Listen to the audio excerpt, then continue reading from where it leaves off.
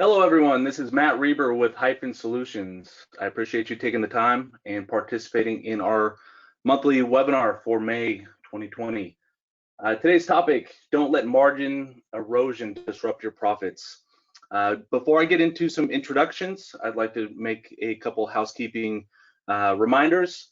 This broadcast will be recorded and sent out to all attendees at a later date. And also on the right-hand side, you will see that there's a questions box. Feel free to raise your hand and submit questions throughout the broadcast.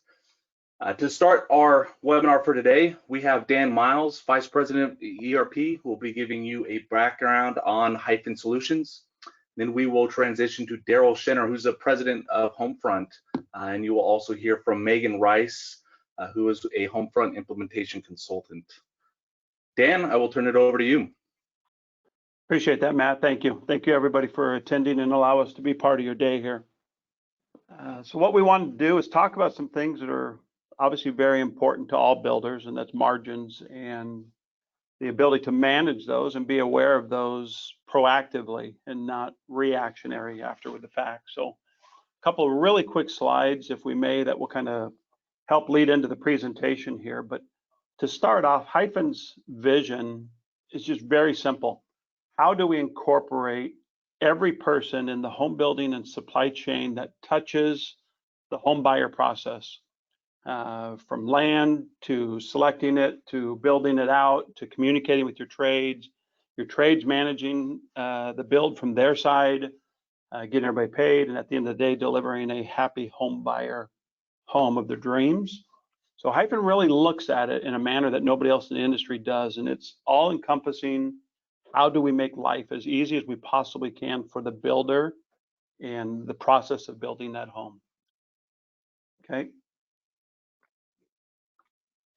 And part of this, to understand why it's easy for Hyphen to approach the industry this way, if you look at our footprint, and you look at the volume, and you look at the millions of transactions a week and the hundreds and hundreds of thousands of homes a year Hyphen participates with, the knowledge and the relevance of each market, single family, multifamily, high volume, public builders, large regional builders, local builders, all of that knowledge then comes back into our ability to listen, develop software, and deliver software. And so this image here shows a bunch of major builders, and that may not be relevant to you, but in a sense it really is, because when these guys are producing 30, 40, 50,000 homes and dealing with all of their trades and all their suppliers, your market probably already has a very good representation, 90% or more of people using Hyphen products. And the trades have no learning curve, the ability to pick it up and add new trades and get on board with this. All is very reflective of the topic today and the margins and the erosions of that, by having the trade base, having the knowledge, and being able to cater to your given market.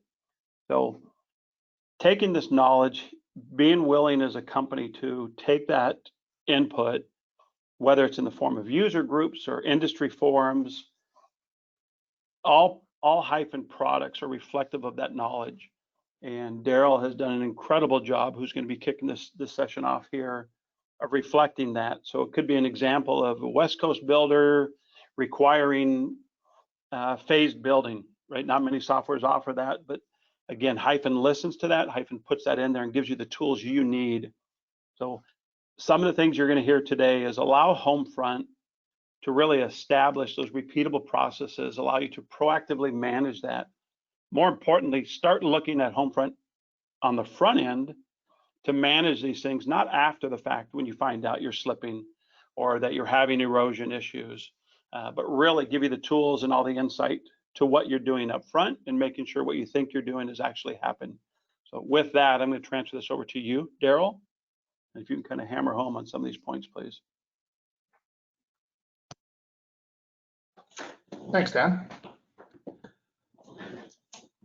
Well, the topic of today's session, as we all know, is how can HomeFront assist in keeping margin erosion from disrupting your profits? When you think of some of the things that builders face which could adversely affect profits, a few different things come to mind for me. One of them could be just simple breakdown in communication between systems or lack of systems. Others could be in areas of miscommunication between sales, estimating, and purchasing, which might cause rework to be performed, wrong color selections from being communicated, etc. Or miscommunication between construction and trades and suppliers, and trying to offset the risk of the trade, no-shows, or not being aware when they're expected on site, things of that nature. We're going to focus on some of those things, and we're going to start with sales. Within HomeFront sales application, the sales team is able to work with prospective buyers, at which point when they have somebody who's interested in getting pricing from them, they can prepare quotes and proposals based upon pricing that's being current and up-to-date, managed and maintained by the system. And in this example, I've got a sales opportunity here, and I'm going to go ahead and simulate what that exercise would look like if we're putting together a quote. And depending on the nature of your business, you may have a lot of spec home inventory that you're selling, or you may be more of a pre-sale style builder. Whatever the case may be, we got you covered. And this particular prospect is interested in a neighborhood called Pinnacle Pines. And in that community, we have a number of available lots to choose from. And within that, we can see what we have for available lots, which ones are on hold, which ones are sold, that sort of thing. And let's say we're interested in this particular lot here, so lot 10. And when I choose that, depending on whether there's any lot premiums in effect or not, that floor plan or that lot will come in with a corresponding price. And when we're interested in the floor plan that they're considering, we have access to all the different plans that you've identified as being available within any given neighborhood. You can have a full image gallery associated with each of your floor plans, so you can help the buyer navigate through and see different imagery for each of those. You can also help them make their selections based upon criteria in terms of maybe it's price-based, number of bedrooms, number of baths, things of that nature. We're going to go ahead and choose this particular plan, and I'm going to identify this as lot 10. Each quote can have an expiration date. You can have as many quotes as you want, and you can also identify whether or not the lot that they've selected should be held for any period of time before it is automatically released back into inventory. After we've selected our floor plan, and we've selected a community and things of that nature, oftentimes we're going through the exercise of adding any upgrades or options. The price book catalog that you can choose from can either be selected just simply by adding from the list of options. You can view your options by category and then further broken down by subcategory, or you can do keyword searches as well. So if I'm looking, for example, for they want to add a 3-way fireplace and they want to identify the room that they're going to place it in, they can do that. They can also add any extra comments and things of that nature. In addition to being able to choose from our list of options from a pick list, we can also add custom options if the case arises where you're being requested to submit a price request on something that's not standard in your offerings. This information will be communicated directly to the estimating and purchasing team, where they can go through and price out that custom option as well.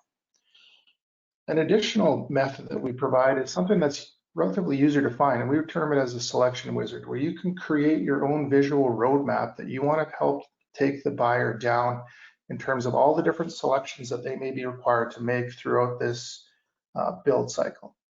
And depending on the nature of how you as a builder operate, you may have one individual who works with the customer from beginning to end, or you may have others that maybe initiate the sale and they're maybe restricted to more structural related options, and then after they go to contract, maybe they sit down with a design center and they make their remaining selections at that point.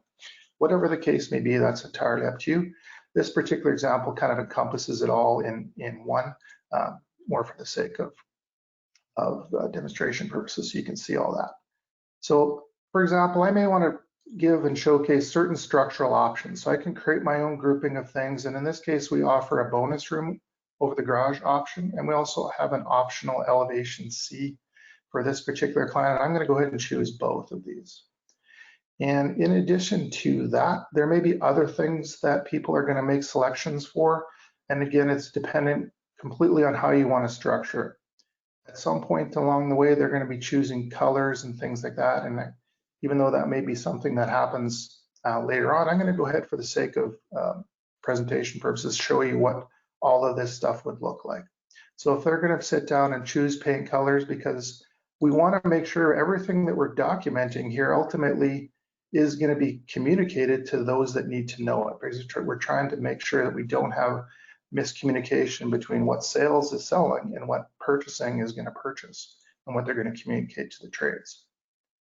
And as I go through that whole exercise, I may also want to add some extra options or even make flooring selections and things like that as well. So I'm going to go ahead and add a few extra options here. I'm going to add hardwood level 2, and in this particular case, this floor plan identifies the various rooms where that hardwood is possible to be located and what the price would be if I was to place it in each of those rooms. And in addition to the room assignments, we also can designate whether there's certain color attributes that are associated with a particular option as well. So in this case, there's 3 different color choices to choose from, and I'm going to go ahead and choose the appropriate color that's selected for this one. At any point in time, we can go ahead and we can produce a sign-off sheet. So we may want to give a printed document that showcases all of the selections that they've made, and any of those options that they've identified that have pictures and imagery associated with that, they can all be documented as well, along with whatever their color selections were. And then we can put together and present this in whatever form they wish. And the contract form itself can also be produced, and all of the relevant information that you're using to prepare that contract in terms of adding any special forms or documents can all be pre-populated. All of the information flows into the document itself, at which point, if we need to print it for signature, we can. And for those that like to use digital signatures through DocuSign, you can be sent directly through to DocuSign directly from the software as well. When we get the homeowner to the point where they're interested in proceeding, we printed the contracts, we'll likely move this beyond a proposal to a pending sale state, at which point the sales manager or whoever's responsible for reviewing each of these is going to be reviewing that and decide whether or not they're going to ratify the contract. And I logged in as an administrative user so I can showcase both without having to log in and out as different people. But typically what will happen is the salesperson will move this from proposal stage to a pending sales state, and the sales manager gets notifications stating that they have something that needs to be reviewed. They'll log in, see the exact same information, but they'll want to look at it from a little bit different angle. They may want to start to analyze it from the standpoint of what are our anticipated margins. So we can look at a pre-contract margin analysis as well. So in this particular case, we've got a number of options we've chosen, as well as the base plan, as well as the lot. And we can see a breakdown of each of those in terms of the costs, and that's really the only point in time where costs are visible, is when the sales manager is looking at things. And from there, they can go through and get a very detailed review of this particular contract and make sure that everything's kind of accounted for as expected. And once they decide that this is in fact something they're going to proceed with, they will be the ones to go ahead and convert this to a sales contract, which becomes an approved contract at that point. A number of things happen at that moment. The back office side of things is going to be communicated with in terms of the estimating and purchasing team. And in their view of the system, they start to see all of the information that has been communicated from sales back into the estimating system. And in their system, they start to see in their inbox any newly approved contracts. And in this case, we've got this particular lot that we just approved. And I'm going to go ahead and process that one as well. And it's going to pull in all of the details that make up everything that was selected on that initial contract. In this case, it's going to essentially be made up of the base floor plan itself, plus those options that we added. So adding the bonus room involved certain things, adding that elevation C. We added hardwood into a few different rooms, the living room and the color assignment. All that information is communicated here, so it's available to be placed on the purchase orders, at which point we're going to be having that information available to both the suppliers and trades and also the construction team as well. Basically, your preliminary budget gets established at this early stage. So just by pulling in that contract, it goes and retrieves everything that pertains to that particular home. It looks up who your preferred suppliers are for that given community for all the different scopes of work that have been identified. It also looks up their pricing or the bid rates that you've already got for those. And in this example, I've got a fairly detailed quantity takeoff for my materials and such. And I've also got some lump sum values here as well, but they're automatically retrieved for me. And I'm essentially just reviewing this to make sure it looks good before I go ahead and finalize this from a budget perspective. And once I've reached that point where I'm ready to finalize my budget, I can go ahead and lock in those numbers, and that information will then be ready so that I can send it over to accounting if I choose. And I can also finalize the budget so I don't allow any budget revisions without a variance code assignment. And when we reach the point in time where we're at that stage, we likely also have are close to being ready to issue purchase orders as well. And in addition to being able to create purchase orders, we can also do scheduling assignments in terms of when it comes to the construction team, what scheduling template best represents what's needed for this job. And also, when do we anticipate things to start? So let's say we're starting, say, on June 25th. And I'm going to just place that information in there for me. And I'm going to transition over to the purchasing view of this job. The view of the job changes somewhat in that we start to look at the information not from the perspective of what's in the base home and what's in the options, but what are all the different purchase orders that we need to produce, and at what point do we want to produce them? I may want to issue them all in one shot, like I'm going to do right now. I also may want to be able to do them individually. And because of timing differences, sometimes from the time you produce the budget and the time that you issue the POs, a number of things may have changed. And I'm going to use this as an example, where let's say, for example, someone's walked the site and they realize the amount of fill that they are going to require for this particular lot isn't going to be covered by what they've allotted for in their budget. So they may want to increase this prior to issuing the PO, and I'm going to increase this to say 1975. And because I've changed this, the budget value is different than what I've adjusted it to. It's prompting me to give an explanation of why I'm adjusting my costs. And I can use this to identify what are the variance reasons of why I'm doing that. It has no bearing on what the trade's going to see, but it does allow us to get better reporting, which you're going to see here shortly. So I'm going to go ahead and do that. And I'm going to go ahead also and lock in that particular values. And I'm going to issue all of the POs for this job at that point. So I'm going to go ahead, and you can see it's prompted me also for insurance expirations. It gives me an opportunity to review that. It's also prompted me, if I'm over budget, to give me one last look to decide if in fact I do want to proceed or not. And I can go ahead and do that. And at which point it's going to go ahead and generate those purchase orders and communicate this to the construction side of the system, as well as make it available so that accounting can treat those as committed costs also.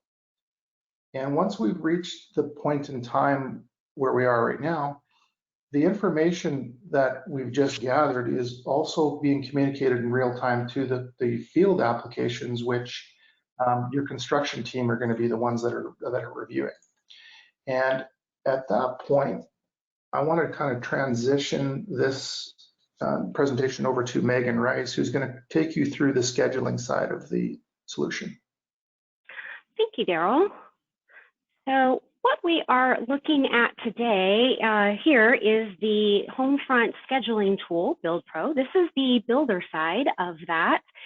And this is where your site supers will manage their daily field activities and communicate with their trade partners in real time.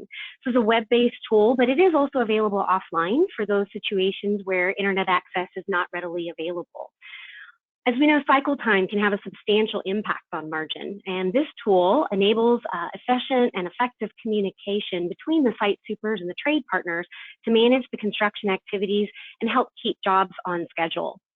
So this is the home page, and this helps kind of focus the current activity that we have. This will show the active jobs for this particular site super, any orders that we currently have in progress with trade partners, tasks that need attention, and also alerts, both from changes communicated from our back office purchasing team and also from our trade partners for these activities that are in process.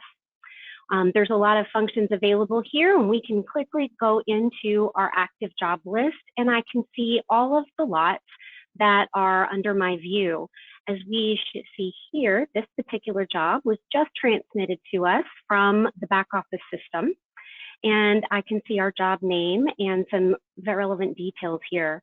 I can also see a quick job overview through one link, and that will enable the site supers or managers to see where we are at in construction and how our progression is going within various stages or various self-defined milestone tasks. So you can get a snapshot at where you are on target for your cycle time and where you may need some attention. So we're going to go in here to what we call the Job Management Express for the job that was just assigned to us from the back office system. This is where we manage all of the activities that have been assigned via the template, the scheduling template that we are using for this particular home. All of these activities have been defined whether or not they have a trade partner assigned through the issuance of a purchase order. We have defined for these activities how much time we need to give between our contact to the trade partner and the date we want the activity to start, and how long that activity would last to our start date and end date. In this screen, the site superintendents also have the ability to view information that was input by sales. So we have options that were selected from the sales platform, and you can see those listed here. They're readily available on the screen. We also have the ability to upload additional documentation if we needed to, relevant to the job, any information that they would need. These options and documents are also available to our trade partners on their view of the scheduling tool, which we call SupplyPro. And so everyone has access to the same information at the same time. We can also make notes and see our job overview at any time from this screen as well. We do have the ability to also issue field-generated variance purchase orders to account for unforeseen costs that may come up in the field.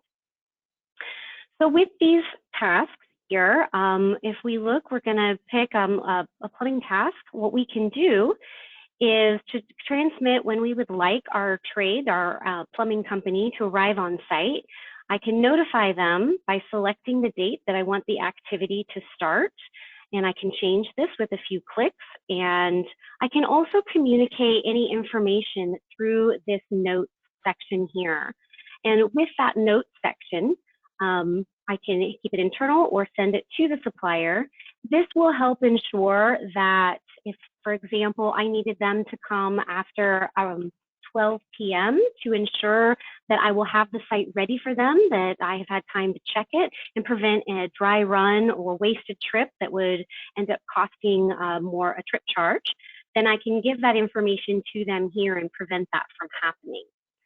Once I go ahead and click this start and I update my schedule, it will immediately in real time send this task to my defined trade, this plumbing company, and they will see on their side the information that I have sent to them.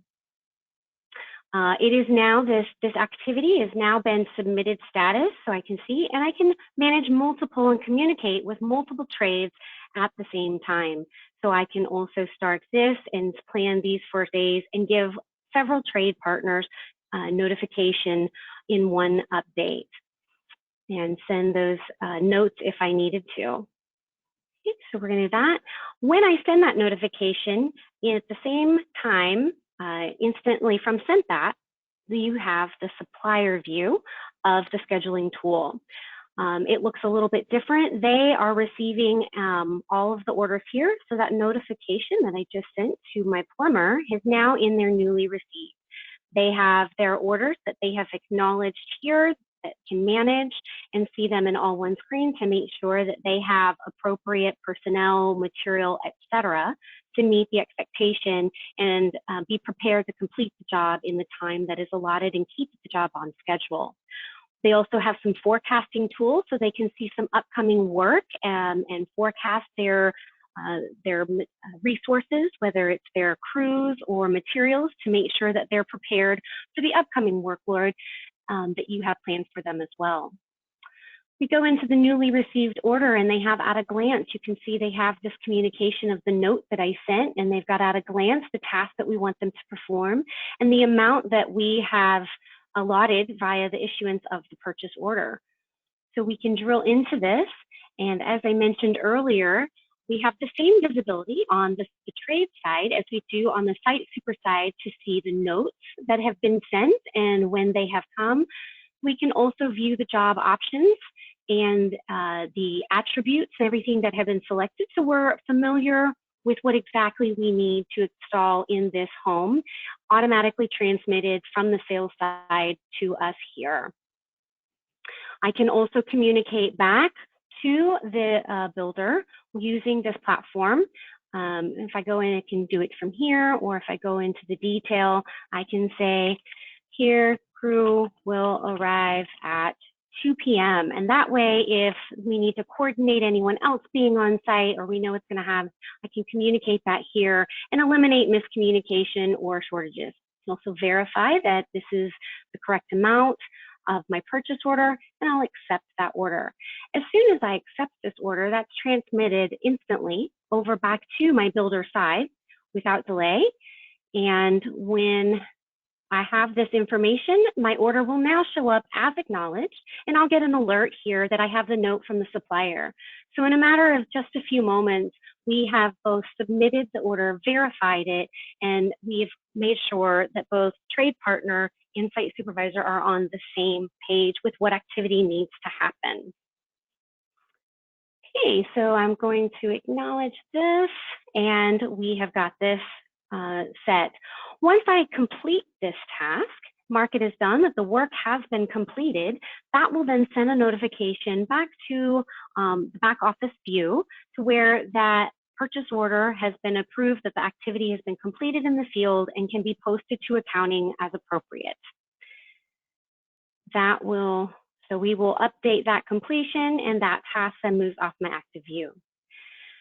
As I mentioned earlier, there are times where you may need to issue additional purchase orders in the field for unforeseen costs. We can do that through this screen called the EPO, and this will then allocate that overage by the few selections here to the appropriate variance category that we want, and it will then be available to view in our back office system and in reporting. So in this particular one, we are going to go ahead and have our dates here. We want them to come today. I can send, again, any notes for this particular item. So if we had damaged lines, I can say when I want them to come after 12. I would choose my reason. These are predefined variance categories. So if this was a damaged issue, then I would choose the appropriate and send notes to my back office of why I needed to issue this extra purchase order. So we'll just say we had a damaged water line, and then I will put the item that I am needing to pay for here and the quantity and amount that we are going to pay for this. We from the screen have the ability to upload backup documentation, whether that's a photograph or a quote or an invoice from the trade as documentation to what has caused the need for this additional cost on site. And then I will create this EPO. This EPO will automatically be transmitted to those that have been assigned to approve the EPOs. The system has the ability to have various, I apologize, here we go. This has the ability to have various approvers depending on the dollar amount of the EPO based on your job your requirements. So we will go ahead and create that purchase order, that extra purchase order, and it will transmit to those approvers. They have the ability to do this either through the scheduling portal or via an email for those that may not be in the scheduling view. It's an easy fix. This will be transmitted and we'll see it go back to the back office and appear in our schedule after the allotted approval time. The notification, once it has been come back to us as this EPO, it's noted here that that was an extra. It's been approved and it has now sent the notification directly to the trade. On the supplier side, they will get the same notification as they do for an order. Sometimes it just takes a moment based on the internet, but usually within a few moments, it will appear just like a purchase order and they will get that notification. We'll then manage it on site by completing the task when that additional work has been done to submit to accounting to process payment at their time. Okay. So during this, all of the additional costs that we have then marked and approved that the work has been completed, whether it's an extra purchase order or it is a standard purchase order that was generated at the time of job creation, those will all appear on our reporting in home office. And I think at this time, we'll send it back over to Daryl so he can show you what that looks like once it's been completed in the field. Thank you, Megan. So yeah, so as those construction tasks are taking place, all the information that's being gathered and documented in the field where necessary is communicated to the back office system as well. And that variance purchase order that she had created as well, you'll notice has shown up in our back office system as well, where the purchase order number is assigned to it, along with the comments that were provided and the variance code reason that was done as well.